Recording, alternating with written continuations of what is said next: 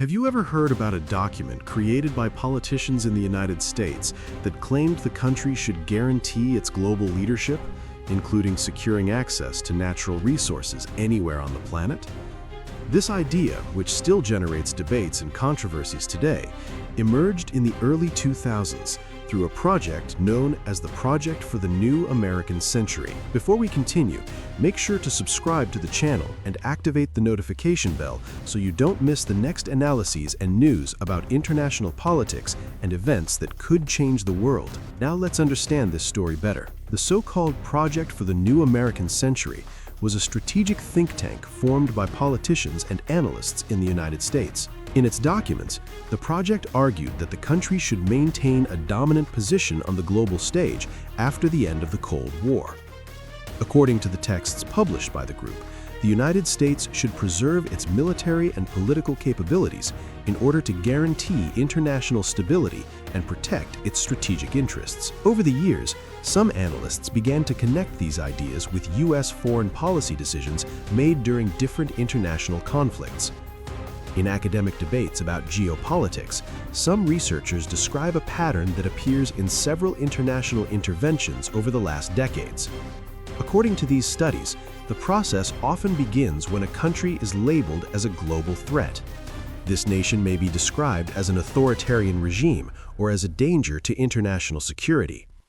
After that, a justification for possible intervention appears. This justification may involve accusations of terrorism, development of prohibited weapons, or serious human rights violations. The third stage would be the military intervention itself, which usually involves attacks on military infrastructure and in some cases can also cause significant damage to civilian infrastructure. Finally, after the initial conflict, a phase of political and economic reconstruction often begins, frequently with strong international influence. One of the most frequently cited examples in these debates is the case of Iraq. In 2003, a coalition led by the United States invaded the country, claiming that the government of Saddam Hussein possessed weapons of mass destruction. According to officials at the time, those weapons represented a threat to international security. However, after the invasion and several investigations carried out by international organizations, those weapons were never found. Following the fall of Saddam Hussein's government, the country faced years of political instability, internal conflicts, and serious difficulties in rebuilding its institutions.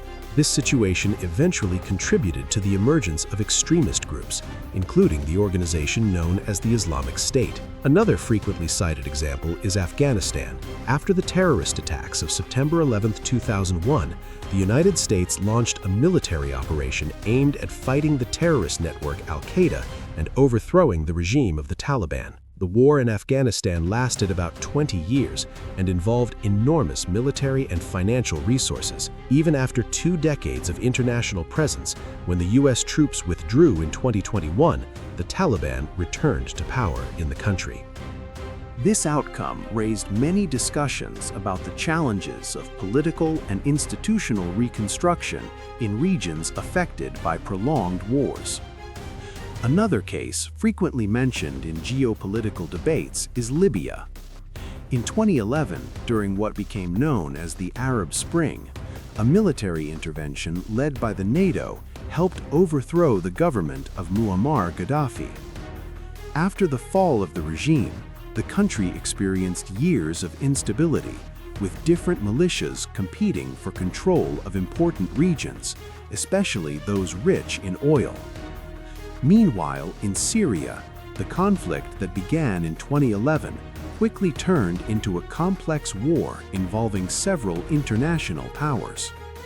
The government of Bashar al-Assad faced various rebel groups and extremist organizations, while multiple countries supported different sides of the conflict.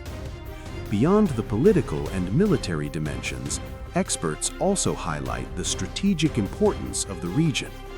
Syria is located near important energy routes connecting the Persian Gulf to Europe.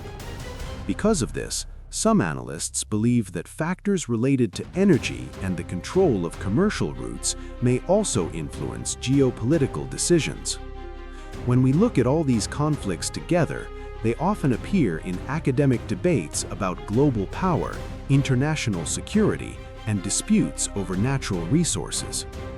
Some researchers argue that strategic interests such as oil, natural gas, and trade routes play an important role in the decisions made by major global powers. Today, as international tensions involving Iran rise again, many analysts are revisiting these historical precedents. The goal is to understand whether similar events could repeat themselves, or whether international diplomacy will be able to prevent another escalation of conflicts. The world today is experiencing a moment of major changes in the global balance of power. Energy disputes, geopolitical rivalries, and new international alliances are making the global landscape increasingly complex. For this reason, understanding past events has become essential for interpreting the crises of the present and imagining possible paths for the future. Now, I would like to hear your opinion. Do you believe international conflicts tend to follow similar patterns throughout history, or do you think each crisis has completely different causes? Leave your opinion in the comments. And if you want to continue following analyses and news about events that can impact the entire world, don't forget to subscribe to the channel and activate notifications so you don't miss the next videos.